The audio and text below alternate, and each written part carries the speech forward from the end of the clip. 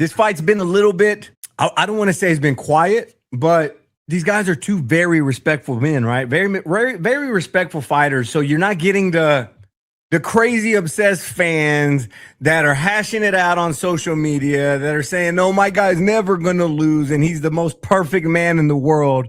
Like we see some of the fan bases with some of these fighters. These two guys don't have that cult-like fan base. So it hasn't translated to social media wars.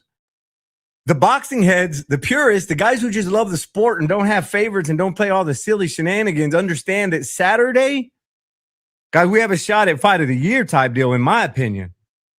If Zepeda does what he does and Lamont Roach makes the adjustments that he's going to have to make to be competitive in this fight, we could have a fight of the year candidate. I truly believe that. There's a very good chance that this fight turns into something big, a fight that translates to that feeling of just satisfaction from the fights. And if you're a boxing head, you know this. After a fight, and when your appetite has been high all week for a great fight or whatever, the fight promo, the fight build up, and the fight comes and it meets your expectations, exceeds your expectations. And when it's over and all the dust settles, you just feel like, that was a hell of a fight. That quenched my boxing thirst. And I think that's what this fight's going to do. Don't let the nice guy personalities fool you. We're going to have a great fight. My official pick for the weekend, Lamont Roach, William Zepeda. I think the world of both these guys. I love Lamont Roach. I respect what he's done. I respect his professionalism. But I think this fight, William Zepeda is going to be coming off, he doesn't want the reputation of not being able to get it done against the top level. Having a loss against Shakur Stevenson is kind of like an asterisk. It's okay. It's Shakur.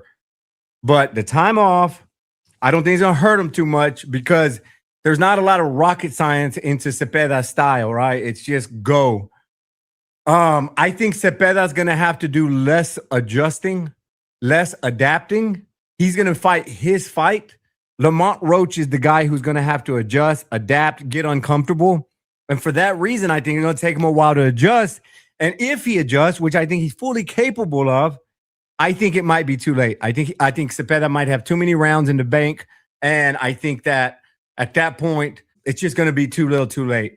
And it's going to be easy to give those first few rounds, in my opinion, to William Zepeda.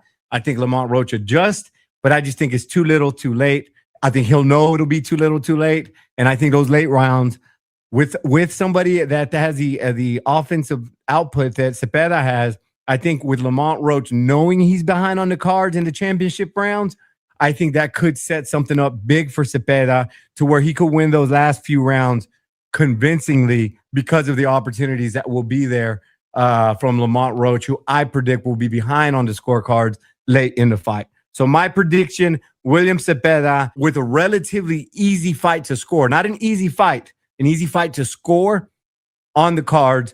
Zepeda wins. And unfortunately for Roach, man, it's just going to be those, the 3 strikes type deal. You had Tank, you had Pitbull, and now you have another relatively big name and not getting it done. I don't care who wins this fight. I genuinely do not. I love both these guys. I think the world of both these guys are good for the sport.